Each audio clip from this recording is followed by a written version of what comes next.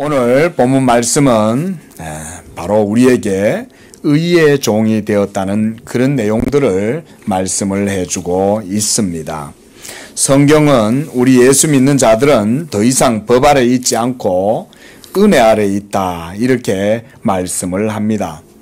여기에서 법이라고 하는 것은 율법을 의미하는 것입니다. 그래서 우리가 항상 이 은혜의 법 안에서 살아가야 한다라고 말하고, 그리고 우리가 이전에는 죄의 종이었지만은 이제는 의의 종이 되었다라고 말씀을 하고 있습니다. 사실은 우리 그리스도인들이 육체 속에서 삶을 살아갈 때에 그 자체가 벌써 영적 전쟁의 상태라고 할 수가 있습니다. 예수님을 믿기 전에는 의가 무엇인지 모르기 때문에 죄와 싸울 필요가 없었습니다. 하지만 예수를 믿고 성령으로 거듭나서 하나님의 말씀을 알고 보니까 내가 이전에는 죄의 종이었고 죄의 몸에 매여가지고 삶을 살았더라는 것입니다. 그러다 보니까 그때는 죄를 짓는 것이 너무나 당연하고 자연스럽고, 죄를 지어도 그것이 그렇게 문제가 된다든지 이런 생각을 하지 못했던 것입니다. 남을 미워하고 더러운 일들을 행하고 육체의 정욕을 쫓아서 행하고 이렇게 행했지만 그런 것에 의해서 조금도 마음이 거리낌을 받는다든지 양심이 찔린다든지 이런 일이 없었는데, 예수를 믿고 나니까 그 모든 것들이 다 추하고 더럽고 불의하고 못나고 이런 것들이 그때서야 이제 보이기 시작하는 것입니다. 그런데 예수를 믿었으면 그때부터 자유로운 삶을 살면 좋겠는데 죄에서 자유롭지가 못한 거예요.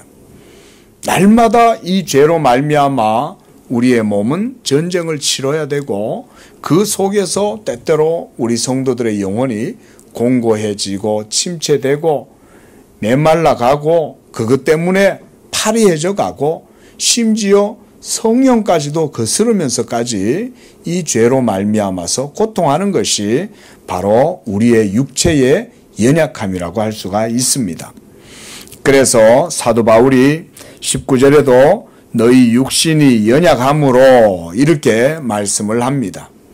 육신이 연약하다는 말은 단순한 육체성을 얘기하는 것이 아닙니다. 우리의 몸이 얼마나 연약합니까? 그렇죠? 우리는 10m 위에서 뛰어내리면 큰일 나잖아요. 10m 위에서도 못 뛰어내리죠. 예? 우리는 잠시라도 공기가 없으면 살 수가 없고, 잘못된 것을 먹으면 우리의 몸은 그대로 깨어지고 병들고 마는 것이죠. 그런데 사도가 여기서 얘기하는 육신의 연약함이란 그런 것을 말하는 것이 아닙니다. 그게 아니라 죄의 몸을 말하는 것입니다. 하나님께 대하여 약한 것을 말하는 것입니다. 하나님의 진리에 대해서 늘 연약한 상태로 살아가는 그런 것이 바로 우리의 몸이라는 것입니다. 우리의 몸은 자유를 누리기를 원하지만 사실은 육체의 자유를 더 원하는 것입니다. 하지만 우리의 영혼은 성령의 자유를 원하고 진정한 생명의 기쁨을 누리기를 원하지만 우리의 육체가 그렇게 하기를 싫어합니다. 그래서 오늘 사도 바울은 12절에서 너희는 죄가 너희 죽을 몸을 지배하지 못하게 하라고 이렇게 말을 하는 것입니다. 죄가 우리의 죽을 몸을 지배하려고 한다는 말이죠. 이 말은 여러분들의 몸 속에 죄가 있어서 항상 이 죄가 여러분들을 정복하고 여러분들의 정신을 사로잡고 그렇게 해서 패권을 주장하려고 한다, 그 말인 거예요. 하지만 사도는 말합니다. 이 죽을 몸을 죄가 지배하지 못하도록 하라는 거예요. 자, 여러분, 벌써 이 사람은 죄가 자기 속에 있다는 것을 아는 사람이죠. 그렇죠? 우리가 지난 말씀에도 계속 그런 말씀을 봐왔어요. 죄가 내 속에 있다는 사실을 깨닫는 사람은 죄의 더 이상 흔들리지 않는 거죠. 그렇죠? 죄에 좌지우지 당하지 않는 거죠. 그러나 죄가 내 속에 있다는 것을 알지 못하고 살아가면 우리는 죄에 아무렇게나 휩쓸려도 자기가 그렇게 하는 줄 아는 거예요. 요즘 한간에 보니까 더 글로리라는 그 넷플릭스 드라마가 유명하더라고요. 뭐 또 나는 신이다 이런 것도 있고 인생을 잘 묘사를 해주는 거죠. 물론 모두가 그렇게 비참하게 살고 있는 건 아니겠지만 그러나 그 요즘 우리 학교 폭력 이런 게 얼마나 심합니까? 그렇죠? 일본에서부터 뭐 왕따 뭐 이런 게 생겨나더니 어느 순간 우리나라 애들 안에도 벌써 그런 것들이 있어가지고 약하고 착하고 이렇게 보이면 벌써 경멸하고 조롱하고 이런 정신들이 아이들을 사로잡으면 약함을 무시하잖아요.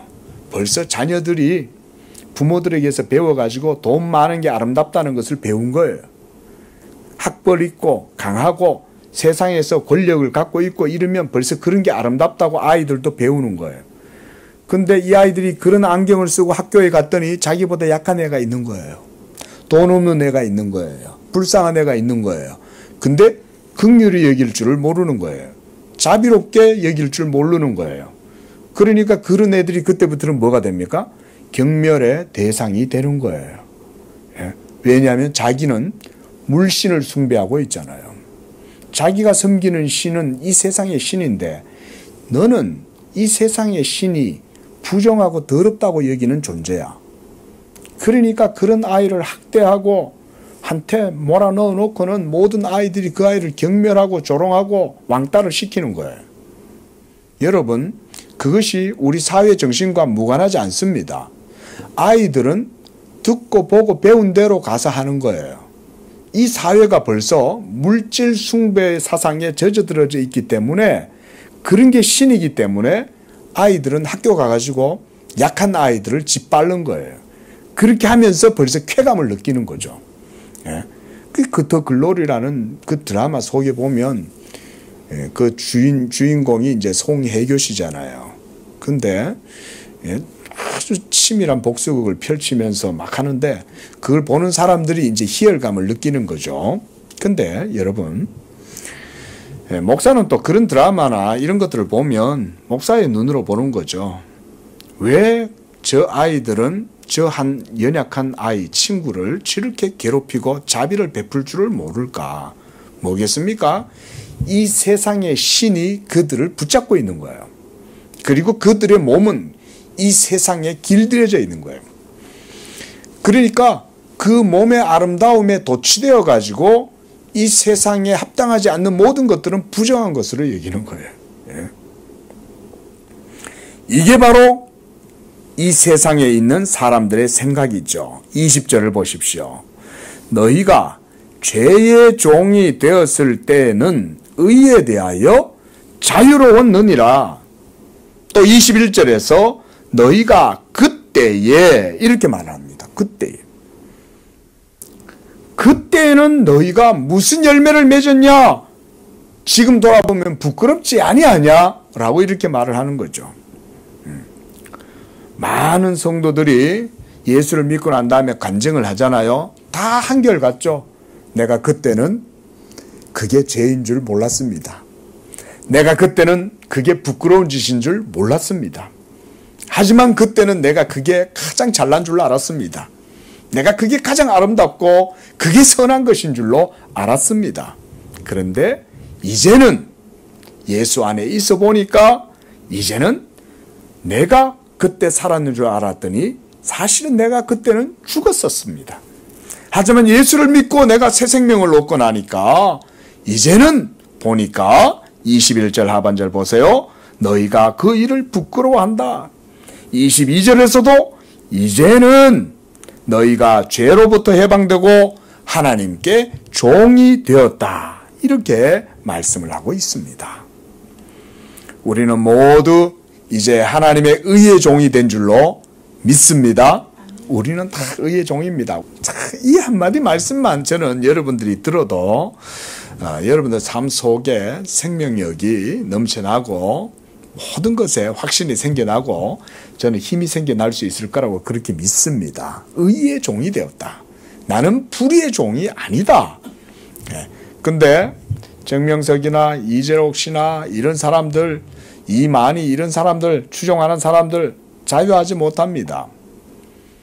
그게 더 크면 클수록 더욱 기쁨을 누리는 것 같지만 사실은 멸망으로 가는 겁니다. 그게. 그 이단에 빠진 사람들 빼내오기가 쉽지 않잖아요. 신천지에 빠진 사람들 빼내오기가 쉽지 않습니다, 여러분.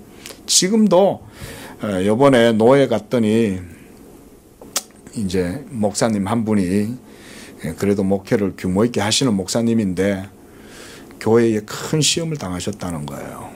이분이 이제 말씀을 하시는데 꽤 큰 교회, 적지 않은 교회예요. 근데 이 목사님이 거기서 개척을 해서 지금까지 그 교회를 일구 참 섬기면서 세워오셨는데 그 교회에 신천지가 50명이 그 교회에 있었다는 거예요. 그 50명을 색출해내는데 전쟁을 치른 거예요.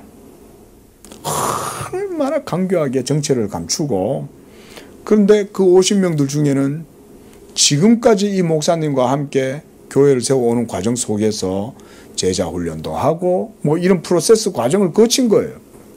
근데 그런 과정 속에서 이 사람들이 검증 필터링이 안 된 거예요, 이게. 걸러져야 되는데. 그러니까 이 목사님이 그것 때문에 많은 이제 마음에 상심이 되고 참 이렇게 힘들어 하셨다, 이런 얘기를 들었는데, 여러분 한번 생각해 보세요. 그 50명들의 영혼을 한번 생각해 보십시오. 그 교회가 물론 그들 때문에 굉장히 어려움을 겪게 되었지만 그 50명의 영혼도 영혼이잖아요. 근데 그 영혼들을 한번 생각해 보십시오. 그들은 왜 거기서 거짓말을 쳐가면서 속이면서까지 그러고 있을까? 악마에 사로잡혀가 있는 거죠. 그렇잖아요. 여러분 거짓말 하고 싶으세요? 그렇죠? 내 자신의 양심을 위해서라도 우리는 거짓말 하고 싶지 않을 거 아니에요. 그렇죠? 그런데 그들은 거짓말을 치면서 거기에 가 있는 거예요. 그들은 살아 있습니까? 그들은 죽은 거예요. 죽어 있고 마귀에게 사로잡혀 가지고 마귀가 충동질을 하는데도 그것을 거짓이라고 알지를 못하는 거예요. 여러분 이런 게 죄의 종이죠. 또 사이비 교주 밑에만 있다고 해서 죄의 종이 아닙니다. 죄를 지으면서도 그 죄가 더러운지를 모르고 있으면 그 사람도 죄의 종인 거예요. 여기는 목사도 예외가 없고 장로님, 권사님, 안수집사님, 직분자들도 예외가 없어요. 그래서 목사님들도 정신 안 차리면 그런 성범죄에 빠질 수가 있고, 우리 성도님들도 예수 믿음의 의의 종이 되지 않으면 모두가 다 이런 거짓된 것에 사로잡혀서 죄의 몸에 속아가지고 죄를 지을 수가 있는 것입니다. 그래서 12절에서는 사도가 죽을 몸을 지배하지 못하도록 해서 몸의 사욕에 순종하지 마라, 이렇게 말하는 거예요. 이런 몸의 사욕이란 말은 욕망, 이런 말인 거예요. 몸이 원하는 바를 따라서 나아가지 마라. 그것에 순종하지 마라. 자, 순종하지 말라고 목사가 이렇게 말하면 여러분이 순종하지 않습니까? 그게 아니죠. 그렇죠? 도덕적 설교를 한다고 해서 여러분이 도덕적이 되는 게 아니에요. 예수 그리스도를 믿음의 순종의 능력이 나오는 것입니다. 오늘 예수 믿으시기 바랍니다. 예수님을 믿고 계시지만 또 믿으려고 하십시오. 더 믿으려고 하십시오. 그렇게 하면 여러분들이 의의 종이 되고 죽을 몸을 여러분들이 지배하는 것입니다. 13절에도 보십시오. 너희 지체를, 그랬어요. 지체, 바로 우리의 몸이에요. 또 하반절에서도 너희 지체를 이렇게 말씀합니다. 그래서 우리의 지체를 불의의 무기로 죄에게 내주지 마라. 죄 짓는 일에 몸을 쓰지 마라, 이런 말이죠. 그리고 오직 여러분들 자신을 죽은 자 가운데서 다시 살리신 자 같이 하나님께 드리며 바로 예수님을 말하는 거예요. 하나님께서 예수 그리스도를 십자가에서 죽게 하시고 그로 하여금 다시금 살아나게 하셨을 때 그가 바로 여러분들의 의의 소망과 능력이 되신 거예요. 믿습니다. 예수님이 바로 우리의 믿음의 주가 되시고 그래서 우리의 산 소망이 되신 거예요. 그러므로 죽은 자 가운데에서 다시 살아난 자 같이 여러분을 하나님께 드리라는 거예요. 예수님은 온전히 자신을 하나님께 드렸죠. 그렇죠? 산제물로 말 그대로 예수님 자신을 하나님께 산제물로 바치신 거예요. 그것처럼 예수 믿는 우리도 이제 하나님께 우리 자신들을 의의 무기로 하나님께 드려라 이렇게 말씀을 합니다. 자, 그리고 14절과 13절 사이에 저는 그렇게 하면 이라는 이런 접속사를 넣고 싶어요. 그리하면 죄가 너희를 주장하지 못하게 될 것이다.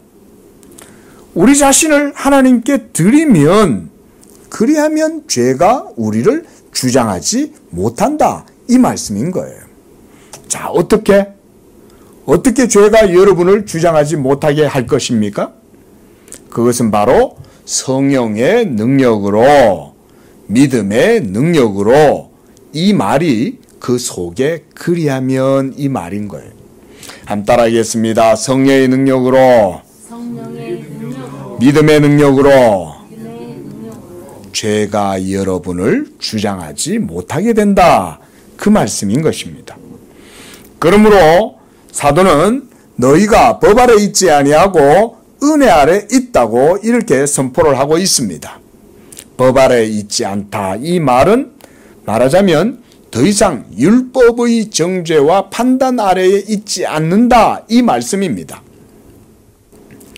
율법 아래 있으면 억지로 율법을 지켜야 되고 의무적으로 복종해야 되고 그래서 마음은 원하지 않는데 율법이 명시를 해놨으니까 그 율법의 계율대로 내가 행동해야 한다라고 하는 이런 의무감과 억지스러운 마음으로 하나님을 섬기게 되겠죠.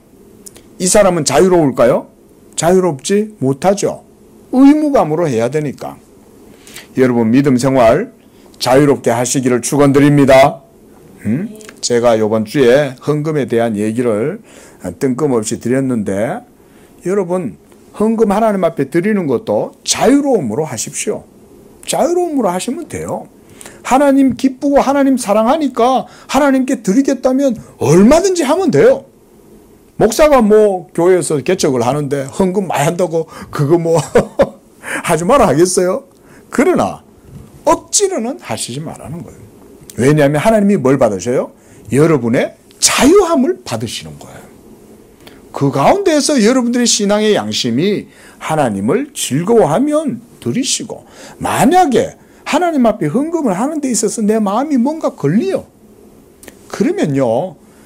억지로 하시지 말라는 말인 거예요. 그것 때문에 괜히 억지로 해가지고 자기 마음도 시험 들고 그것 때문에 하나님과 관계도 괜히 서먹서먹해지고 이럴 필요가 뭐 있어요. 하나님은 그런 서먹서먹한 거를 하나님이 원하시지 않아요.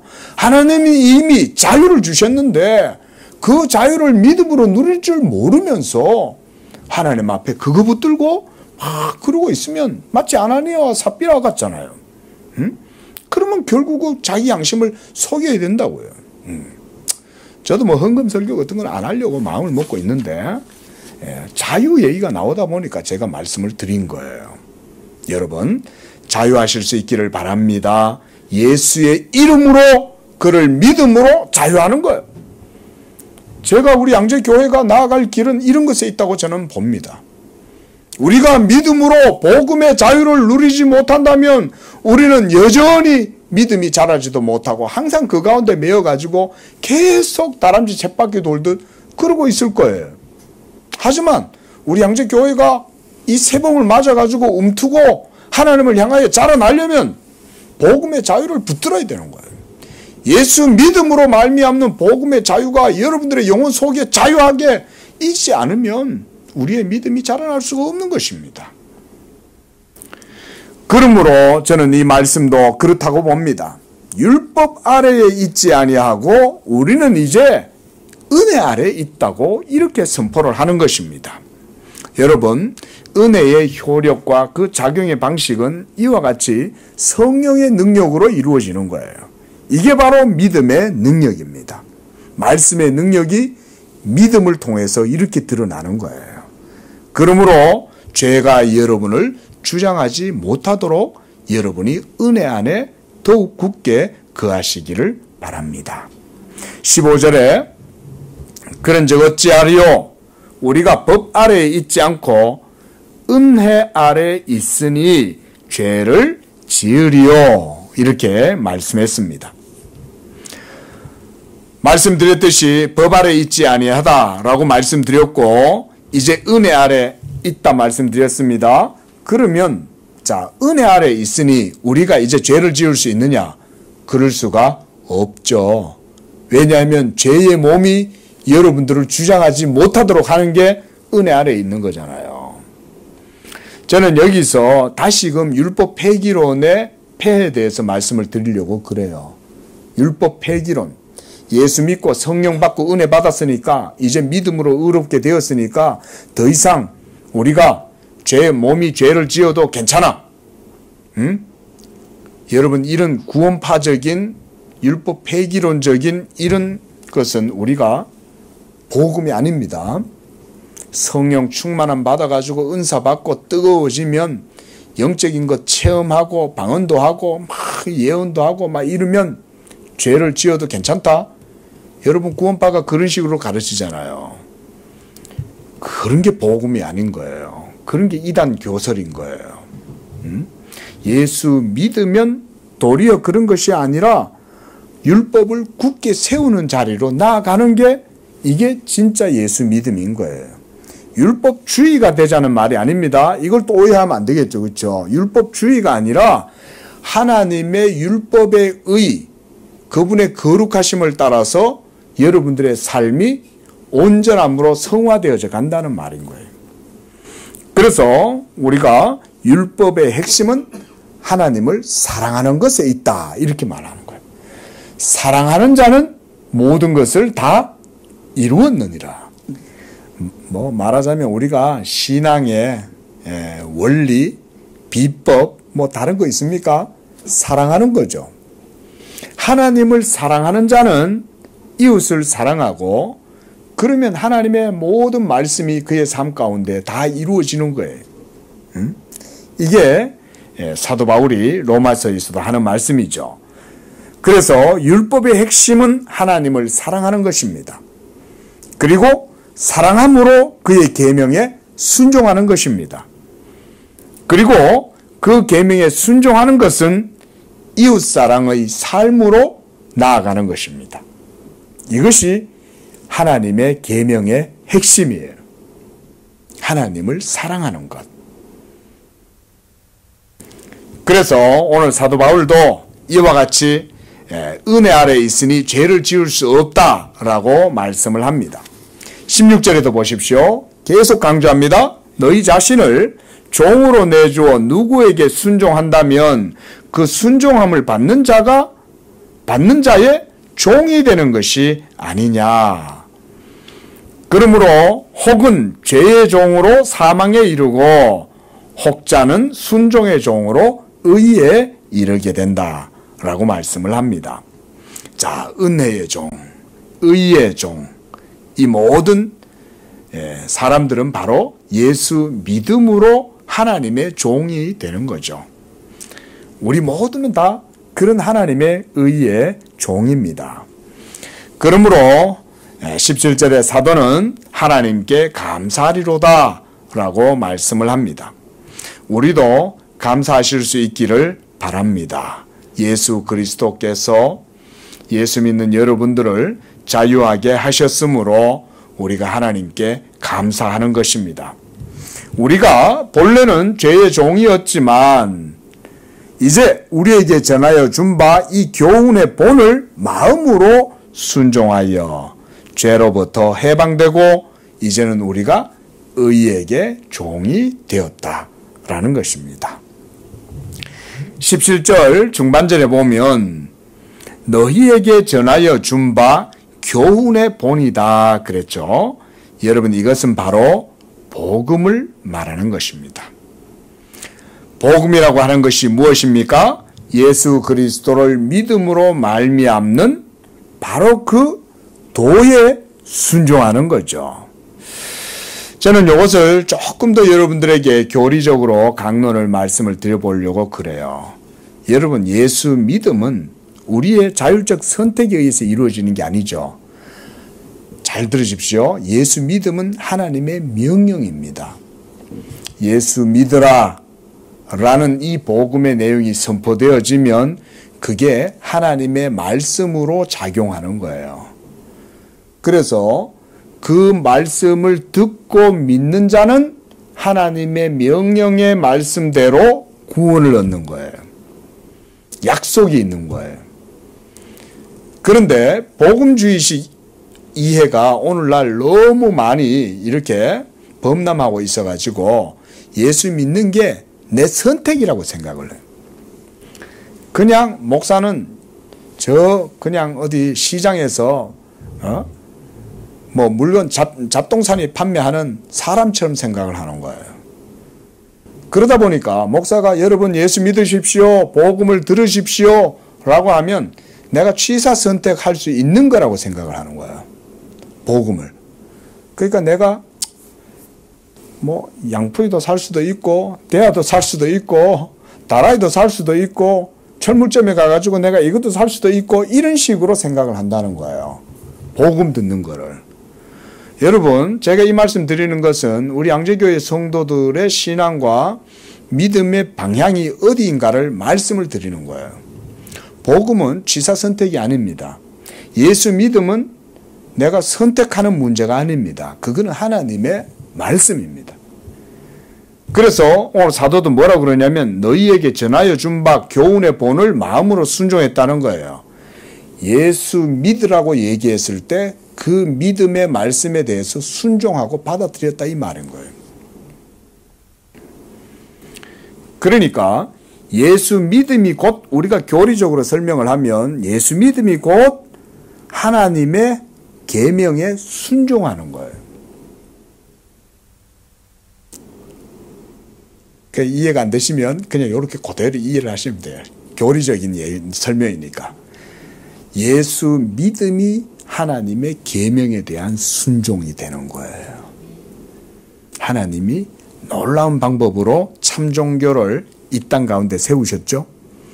참종교를 하나님이 예수 믿음 가운데 세우시고 그 믿음으로 하나님의 모든 말씀이 효과가 있도록 해주시는 거예요.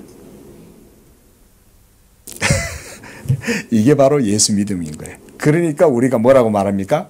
예수 믿으세요 라고 말을 하는 거예요. 예수 믿으세요라는 말은 하나님의 말씀을 전하는 거예요. 예. 그러니까 우리가 원래 우리가 이제 코로나도 끝났는데 전도에도 좀 열심히 해야 되겠죠. 그럼 이제 우리가 나가서 예수 믿으세요. 주변에 있는 분들에게도 예수 믿으세요. 해보실 수 있기를 바랍니다. 예? 주변에 믿지 않는 가족들에게, 친구들에게. 이 사람은 교회는 다니는 것 같은데, 그러면 교회는 다니는 것 같은데도 예수를 잘 안 믿는 것 같으면 그 사람한테도 가가지고 예수 믿으세요. 여러분 이렇게 말씀해 보시기를 바랍니다. 예수 믿으세요라는 말은 하나님의 계명의 말씀에 순종하세요 하는 말과 같습니다. 그 믿음 안에 모든 게 다 들어가 있어요. 제가 그래서 이걸 여러분들에게 이 강의 시간에 교리적인 의미를 설명을 드린 거예요. 오늘 사도가 말한 게 바로 그거예요. 너희가 전에는 예수 믿지 않고 하나님을 섬기지 않던 죄의 종이더니 이제는 이 교훈의 본, 즉 예수 믿음의 도를 마음으로 순종해서 받아들였으므로 그것으로 죄에게서부터 해방이 되었다. 그리고 이제 의에게 종이 되었다. 이 말씀을 하고 있는 것입니다. 자, 이제 19절에서부터는 사도 바울이 약간 삶에 대한 문제들을 얘기를 합니다. 우리의 믿음의 삶의 가장 직접적인 이야기는 바로 우리의 몸이죠. 우리의 육신이 연약함으로 이것 때문에 항상 성도들이 힘들어하는 거예요. 우리 성도들의 신앙의 영적 삶에 가장 힘들게 하는 건 여러분들 옆에서 여러분들을 괴롭게 하고 힘들게 하는 다른 사람이 아니에요. 바로 여러분들 자신이에요. 자, 우리 한번 격려 한번 더 합시다. 서로 사랑합시다. 사랑하면 거기에서 힘이 나옵니다. 여러분, 이번 한 주 저는 이 말씀을 여러분들에게 권면을 드리고 싶어요. 사랑하려고 노력을 해보십시오. 하나님이 여러분을 사랑하신 것처럼 나도 사랑하겠다. 이렇게 마음으로 이것을 순종하면, 믿음으로 받아들이고 순종하면 여러분들은 의의 종이 되는 거예요. 그리고 하나님의 성령이 여러분들의 가운데 역사하실 것입니다. 믿음의 능력이 나타날 것입니다. 사랑하면, 사랑하려고 하면 거기에 성령의 능력이 역사하는 것입니다. 여러분, 이렇게 육체의 연약함 속에서 우리가 살아가지만 여러분들이 여러분들의 연약함을 느낀다는 것 그 자체가 벌써 여러분이 살아있다는 것을 방증하는 것입니다. 그렇죠? 죽어 있으면 내 육체의 아름다움만 보여요. 내가 모든 것들을 할 수 있고 내 육체는 아름답고 나는 의롭고 이러니까 자기 자신을 자랑하는 것 외에는 생각이 안 나는 거예요. 그런데 내가 죄로 말미암아 죽었고 이제 내 안에 새 생명의 영이 역사하고 있다라는 생각을 하면 그때부터 자기 자신의 육체가 힘들고 연약하게 느껴지는 거예요. 그런 사람들은 바로 자기 십자가를 지고 자기를 부인하는 사람들입니다. 우리가 이런 신앙의 도를 배워야 돼요. 이거는 신앙의 입문이에요. 입문. 예? 여러분, 자기 십자가를 지고 날마다 자기 육체의 연약함을 배워가는 거 쉽지 않아요. 그러나 기억하십시오. 이것은요, 신앙의 초보예요. 초보. 진짜 신앙의 중급과 고급의 상태에 들어가면 성령의 자유함 가운데에서 복음의 탁월함이 여러분들의 모든 삶의 영역 가운데 나타나는 삶을 삽니다. 자, 우리가 이 상태로까지 나아가실 수 있기를 바랍니다. 서로 격려해 주세요. 연약하면 도와주세요. 격려해 주시고 위로해 주시고, 그래서 할 수 있다. 예수 믿음으로 나아가면 하나님의 계명의 말씀을 따라서 하나님을 사랑하고 그 사랑의 능력으로 성령을 힘입어서 살아갈 수 있다. 우리 모두 중급, 고급까지 나아갈 수 있기를 바랍니다. 이게 진짜 신앙의 삶인 거예요. 성령의 자유함으로 진리 가운데에서 예수 믿음의 효력이 여러분들의 전인적 삶 속에서 드러나는 거예요. 그러면요, 마치 이게 진짜 노자가 꿈꿨던 도인이거든요. 제가 예전에 공부하다가 노자의 책을 보니까요, 노자가 진짜 도를 알긴 아는데 이 사람의 문제가 있어. 도의 상태가 진짜 도인이 저는 노자가 더 있다고 생각해요. 공자보다. 개인적으로는. 그러나 노자가 진정으로 원한 그 도인은 어떤 사람일까요? 제가 목사고 복음을 아니까 노자를 보니까 그게 보이는 거예요. 노자는 진짜 도인은 잘 그렸어요. 근데 그 진짜 도인은 누가 진짜 도인이냐? 자기 십자가를 지고 자기를 부인하고 그리스도의 영으로 충만한 사람, 그 사람이 진짜 도인인 거예요. 응? 우리 양재교회 성도들은 모두 이런 도인이 되실 수 있기를 바랍니다. 그래서 가만히 있어도 성령의 능력이 나타나는 거예요. 가만히 있어도 여러분들의 인격적 감화가 여러분들이 계시는 모든 삶의 지경에 빛으로 드러나는 것입니다. 응? 여러분들은 후레쉬가 아니에요. 그냥 빛이에요. 빛. 예? 그 정도가 돼야 이게 이제 노자가 바라는 도인이 바로 그런 사람들인 거예요. 장자가 바라는 도인이 바로 그런 사람이에요. 가만히 있어도 진짜 생명의 능력이 나타나는 도인. 그런 사람은 오직 복음의 자유를 누리는 사람만이 그런 도인이 되는 것입니다. 이런 사람들은 먼저 자기 십자가를 지고 자기를 부인하고 그 속에서 자기 육체의 연약함을 배워가는 사람들인 거예요.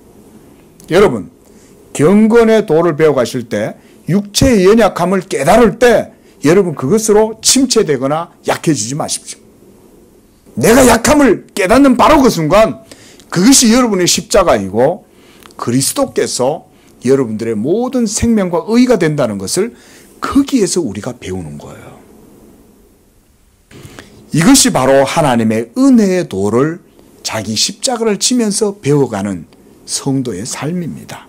저는 이 한 주에도 여러분들이 의의 종이 되어서 이 경건의 도를 이 한 주 동안도 배워가실 수 있기를 바라는 것입니다. 그래서 이제 사도가 20절에 너희가 죄의 종이 되었을 때 성령으로 거듭나기 전에 예수 믿기 전에는 이 말이에요. 예수 믿기 전에는 의에 대하여 자유로웠다. 그때는 의가 내 삶하고 아무 상관이 없어. 내가 모든 것의 기준이에요. 내가 좋은 대로 행하는 것이고 내가 하고 싶은 대로 하고 내가 생각한 대로 행동하고 이러는 게 모든 것의 가치 기준이었지만 예수를 믿고 성령으로 거듭나고 하나님의 계명을 알게 되고 하나님 사랑하는 것이 믿음의 본질이라는 것을 알게 된 순간 그때부터는 도리어 죄에 대해서는 이제는 더 이상 자유롭지 못한 자가 된 거죠. 그렇죠? 그래서 죄에 대해서 자유로웠을 때에는 21절에 무슨 열매를 얻었느냐? 이제는 너희가 그 일을 부끄러워하나니 이는 그 마지막이 사망이다 라고 말씀을 합니다.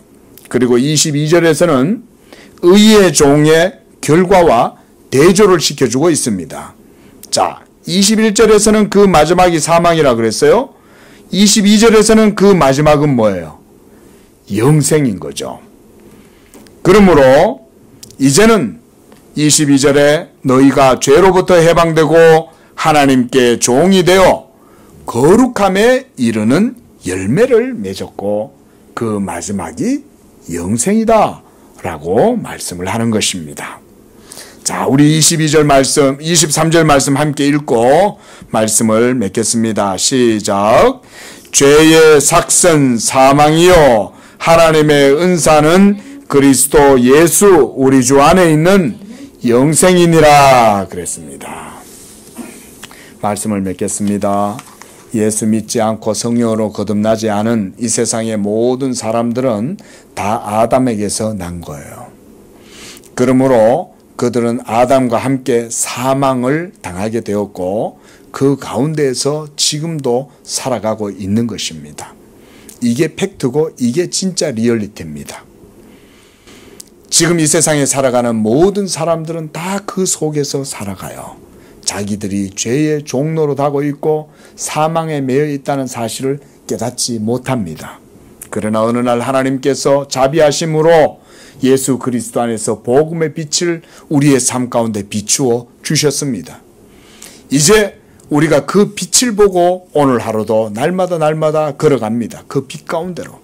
그러면 그 속에서 우리가 배우는 것은 뭐냐?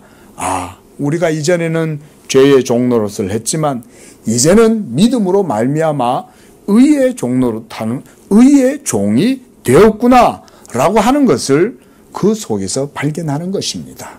이 한 주도 살아가실 때 여러분들을 의의 병기, 의의 무기로 하나님께 드리실 수 있기를 축원을 드립니다. 그리고 하나님을 섬김에 있어서 자유함으로 하나님을 섬기시기 바랍니다. 의의 종이 되었다니까 또 우리가 어디에 속박되는 거 아닙니까? 그게 아닙니다. 의의 종은 자유의 종입니다. 자유를 따라서 자유를 누리고 살아가는 거예요. 이것이 바로 예수 그리스도 안에 있는 영생의 길입니다. 기도하겠습니다.